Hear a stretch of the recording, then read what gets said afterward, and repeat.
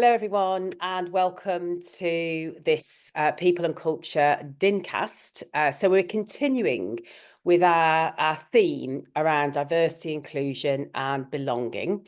And my guest today is Dominic Hilleard. So hello, Dominic, great to see you. Thanks, Helena. Great to be here. Oh, good. I think we're going to have a great conversation today. I'm really looking forward to it. So let me tell you a little bit about Dominic. So his work is all about rethinking how we bring talent into teams.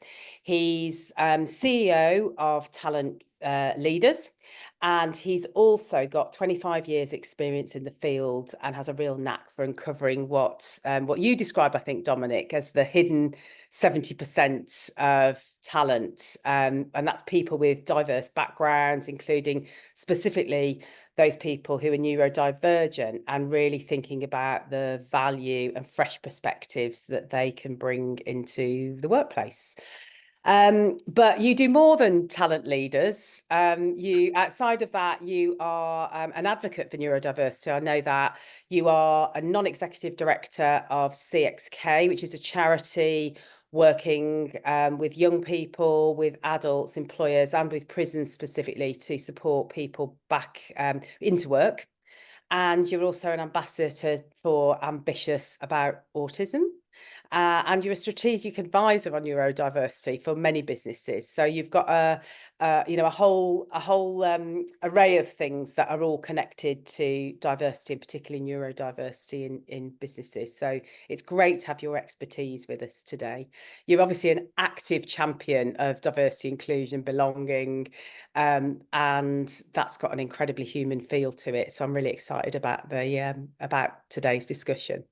I'm keen to explore with you your passion for creating greater diverse workplaces, and from learning from your experience around that. So is that okay, Dom? Does that sound like a plan? Yeah, it sounds like I should know quite a lot about this subject, but you might be surprised, Helena, about how little I know. Oh no, I'm sure it'll be amazing. So I'm going to start with a question about really what sparked your passion for diversity in hiring, and specifically that neurodiverse angle to it. Yeah, absolutely. It's a great question, and it's more of a personal question. So it's about unfairness. So unfairness was the thing that sort of sparked it. So I'm a father of neurodiverse twins who have ASD, dyslexia, dyspraxia, ADHD. They've got the whole suite of sort of neurodiverse traits, and it's been a real struggle and battle to get them supported and educated in the correct way, and so on and so forth. So a lot of my parenting time has been sort of dedicated towards that, and as a consequence, it's made me want to go out and help others as well. The other element is, I've spent a lot of time in corporate world. I've spent over 20 years working for some of the very best sort of talent businesses out there. And I get really frustrated. I sort of, fundamentally, recruitment hasn't changed in that sort of period of time. And, there's been lots of tech and disruption, but really it's still about job specs, CVs, and interviews.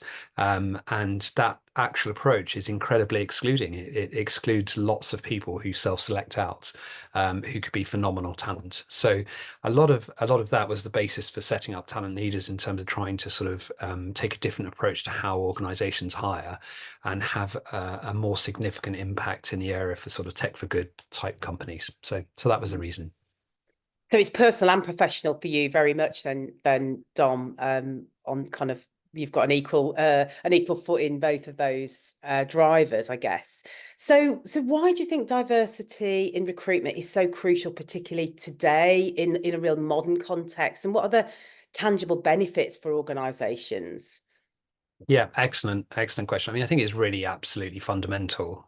We live in a diverse society, and this needs to be reflected more fairly in the workplace. That's the key to it. And so this unfairness thing still exists. And secondly, and you've been very kind to take part, so reciprocating. I'm leading on a high performance at work interview series where we're going to do 100 interviews across the world. We're about to finish it.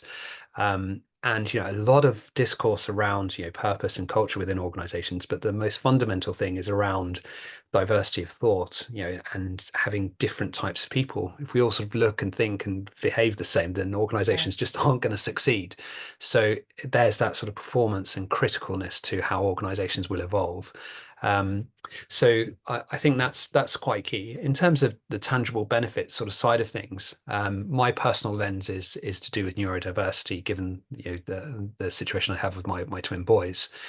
The benefits that we have here, I think the stats show about 1 in 5 of us are sort of, you would be described as neurodiverse. So there's a much larger cohort than people would think, but less than 16% of those people are actually in full-time employment. So Right. there's a huge untapped talent pool of people who could be incredibly useful to businesses, from a tangible benefit perspective, that are being completely missed out. And although we are in a economic situation where there's a higher availability of candidates out there, there's still a rush for scarcity of skills in certain areas. So that there's a way to sort of maybe potentially address that. Really interesting. And I guess my next question was about the current landscape in around particularly neurodiversity in recruitment. And you've probably answered this a little bit by saying, kind of we're still using a lot of those traditional methods. But how would you describe that current state of diversity in recruitment? And have you seen any change at all, or is it still pretty much as you describe, that kind of advert, job description, interview, application interview? Have you seen anything different? Does anything else happen? No, it's a really good thing. I think the first thing is that, the last few years it's been much more positive. So, there's been much more discussion around it and discourse, and that's an incredibly positive thing, because, it leads to better understanding, increased empathy, that kind of stuff. But the frustration that I have, if I'm really honest with you, Helena, is that there's the difference between sort of talk and execution. That's Yeah, that's the big challenge. And so we could all sort of have a great chat about things, but it's actually what's actually being executed. And I think my experience as an uninvited guest in an executive search business, is that corporately, and I don't want to be too controversial given your background, but diversity is looked at with the wrong sort of lens sometimes. So what I mean by that is, it's kind of tends to be seen sometimes as a quota approach. So, we need to get another one of these yeah, or another one of that, and it's an administrative process. So there's a very large broadcaster who created, famously, I won't say who, but they implemented this 50-20-12-12 approach to sort of diversity. And and immediately when they executed it, people were feeling excluded in the actual process because they'd sort of given the numbers. So, from my side, I mean, from my perspective, I think it needs to begin with the other side. So it needs to genuinely begin with sort of empathy and understanding, and this idea of equality and equity. So, what does it actually mean to be different at work? What and how do people understand that? Other people understand that. I think that's the starting point. And then, how then can you make it sort of fairer and more equitable for people, and more inclusive? And as a consequence, diversity comes as the outcome of that rather than the sort of administrative driver. So, in my view, a lot of money is spent in this space, but I think they kind of look at it the different way around sometimes. The other thing that I think is a real challenge is this sort of post-COVID hybrid world where, a lot has been lost with regards to diversity and particularly neurodiversity, where organizations are now imposing people returning to work, sort of Amazon, lots of organizations are trying to get people yeah, in five yeah, days a week. So, and for me, that's a worry, because it moves this in COVID, we had like an empathetic approach to leadership, individually understanding the people that work for us. And I think that was absolutely critical. It was like a driver to do that. But if there's an imposing those kind of measures, then it becomes more command and control. So my main concern would be that it's returning back to type, and that kind of puts things back a bit, I think. So. yeah. So there's a danger in terms of hitting the target and missing the point with those quotas.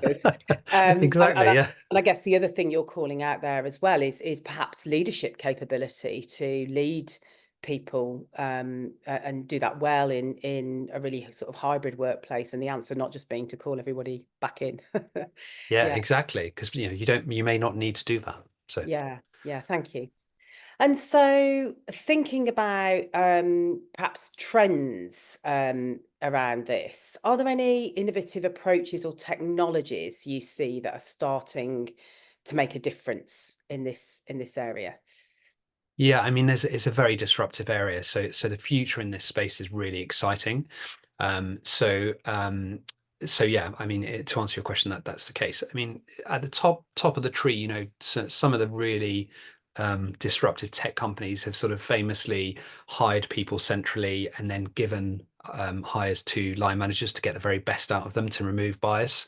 Um, there's some very cool stuff around gamification in terms of assessing talent because there's all sorts of challenges around going to market. How do you actually identify talent, assess them, and attract them, hire them, induct them and retain them? So it's some very clever stuff around that to approach things like, assess problem solving, really reach out to the hidden talent market, not just what people do, but how they go about doing it. Um, I think that's quite interesting. There's all sorts of organizations, in some of which I've met. So there's a company called Cognosist who are doing that. They're helping individuals understand the different ways that they think, because I think people need to understand what they are in the first place. And, we're not very good at that. So there's that. And the other thing I think is really interesting is because I'm being very geeky, it's about the data for me. So there's an organization called Neurodiversity in Business, which I've done some strategic advisory for, and they're linked to Birkbeck University, and they're doing some research around neurodiversity. And what they're doing is they're developing an idea around cutting edge research to support inclusive organizational practice. So getting an understanding of current state and then really what the best practice is to move forward so organizations can implement plans that will be impactful. So there's a bit of a brighter future, hopefully, with some of that, Dom. But in terms of those organisations that are perhaps employing those sort of different approaches, different strategies, different practices, is there anybody you would call out particularly that are doing a fantastic job in that space? Maybe you've worked with, or that you kind of is on, or who are on your radar?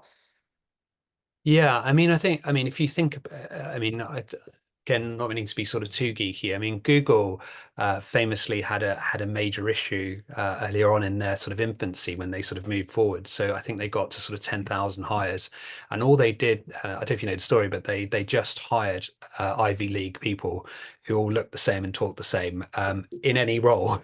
Within the organization, so they reached a point where they had complete complicity and everyone agreed, and they all got on really well, but they weren't able to take the next step. So they very cleverly decided to change their approach in terms of how they hire completely, and that's how they became very, very successful, because they weren't able to grow or scale further as a consequence. And they famously released this piece of research called Project Oxygen in terms of how to really effectively lead people. So yeah, they're a good example of an organization that's really changed the dial in terms of how you take a different approach to hiring. Yeah. From my perspective, I think, and this is one of the main reasons why we set up sort of the talent leaders principle, as an organization, is this concept of when you hire people, you should be looking at output and outcomes in your job specs. What do you actually need these people to achieve? And then look at behaviors rather than pure, say, technical skills, because they can be acquired very, very easily if you have the right people. So I think there's scope for organizations to do that differently. Yeah, I think that kind of almost measuring for the ability to learn up front is Sure. becoming more and more powerful. And because the ability to learn is great, it's the behavior that's more challenging to yeah, yeah. And so in terms of things like AI and digital tools, you mentioned about some different types of options now that people are starting to use. But have you come across AI and digital tools being used in this space? um, specifically. Yeah, I mean, I always like to refer to AI as A2. The great comedian Bob Mortimer described it as A2 rather than AI. I think that's probably the best description that's out there. I don't know at the moment. And it's quite interesting. I was thinking about this sort of question because I did a thought leadership session 8 years ago with Nadine Thompson, who's CTO of WPP, on AI and ethics.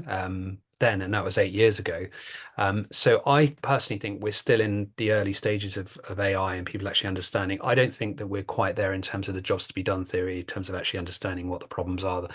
And the other thing that we have around the AI piece, and I know there was a session recently that you guys did, but this sort of debate around, bias and ethical sort of types of things. So Yeah. I don't think there's any, I don't think the problem's been completely solved. I don't think there's some breakout front runners who are actually really taking advantage. But I think if you look at what Microsoft have done with their acquisition of the CEO, one of the co-founders of DeepMind recently, it'd be really interesting to see where that goes in this space for sure. Yeah. So, in terms of thinking about our members that are listening to this from DIN, are there any strategies or practices that you would recommend they use to ensure that they retain diverse talent and foster a really inclusive culture, specifically around neurodiversity? Yeah. So is it purely about retention? And then, Retention or attraction? yeah, sure. I think from my side, the sort of advice that I would sort of give to your members in terms of looking at things like neurodiversity. I mean, the first fundamental problem is actually understanding what neurodiversity is, because it's incredibly difficult, Helena, to explain. And it's such a broad church. So even with my twin boys who have exactly the same sort of profile, they're incredibly different. So I think the concept is, if the day you meet a neurodiverse person, that's kind of like one neurodiverse person, and the next person is going to be completely different. So I think from an organizational perspective, I think a good starting point would actually be for organizations to actually understand what they have already within their organizations. So, who, Yeah. because there's a lot of hidden diversity. There's lots of people who hide their disability, or, their neurodiversity or sexuality.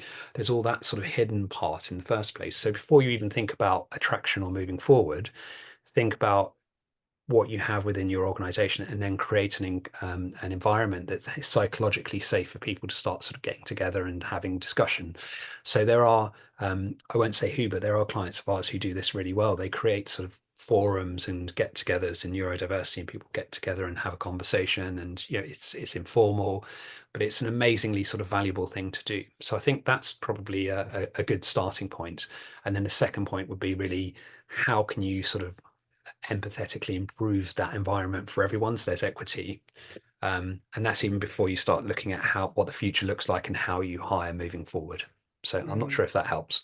Yeah, no, it does. I think it's that creating a sense of belonging as Sure. well, because it's one thing to join an organization, it's another thing to feel like you belong. So how do you make that journey not stop at the recruitment, but kind of carry on into the organization and people's time with them? Absolutely. And to steal your comment, if you don't mind me, if you forgive me, what does it mean to be a citizen of the organization, and what does Yeah, citizenship look like? Because that question needs to be asked. So. yeah, yeah. Thank you. And what shifts do you think we might see in the next 5 to 10 years? What's your predictions around this area in the next 5 to 10 years? Well, I think it's very, very exciting. I think, yeah, certainly from my high performance interview series, that what we've gone the last few years, we've gone through a very big shift in the people's relationship with work and how they view and perceive work, which I think is really, really interesting. I think, unless, yeah, it's really, the diversity thing is so critical to organizations being able to succeed, then it will either be driven by them having to survive, or, taking some market share. So I think the future is very, very bright and very exciting. And no doubt with sort of technology thing, particularly with AI as well, there's a real opportunity to address these issues and problems and try and really level the playing field, which is not something we've been able to do so far. Thank you. And is there one piece of advice you'd offer to members to start or accelerate or improve their diversity initiatives or agenda? Um, yeah, I think get advice. So if there's an intent to do that and do that really well, Mm, then to sort of get advice, and reach out. So there's lots of resources that and organizations who are beginning to sort of do this really well. And just to sort of give you an idea of how I perceive this, because I think it's probably might be useful for your members. So from a neurodiversity perspective, at the sort of talent pooling side, there's not really many organizations who are talent pooling neurodiverse candidates, and it just seems like something that's being completely missed out. So but there is a company called Neuropool who are doing this really, really well. There's a founder called Jack, and I do some work with Jack on that, and they're absolutely outstanding, and they've been backed recently to sort of progress. There's also organizations who are very good at helping and providing expertise around what neurodiversity is and bridging the gap to educate organizations, and also how to bring more inclusive approaches. So there's and I've done a session, thought leadership session, with Professor Amanda Kirby, who's a leading academic in this space, and Melanie Francis, who's in the HR space. So there's a company called Do It Solutions, who've just recently merged with Lexic, which is really, really exciting. On the hiring side, there's not many organizations who are doing this really well in terms of just hiring neurodiverse candidates, but there's a company called Diversita who are doing making some really interesting and exciting strides. A guy called Mark Crawley. The work that I do with Ambitious about autism is they're an organization that places autistic people into work placement. They're doing some fantastic work as well, so they're pretty cool. And there's other associations like GAIN. So if who are in sort of the autism sort of space, and I talked about the research with neurodiversity in business. Neurodiversity in business is a sort of like a corporate organization trying to affect change at corporate level. So I'm not sure if that helps. It does, and thank you for sharing those, because they'll be really valuable resources for members. So really appreciate that, Dom. Thank you so much, and thanks for Pleasure. sharing your insights with us today, and your wisdom and your knowledge. And I think it'd be good perhaps to get another conversation with you in the not too distant future, and let's see how things have moved on. So really appreciate it. Thank you. Absolutely no problem at all. Delighted. Thanks for having me, Helen.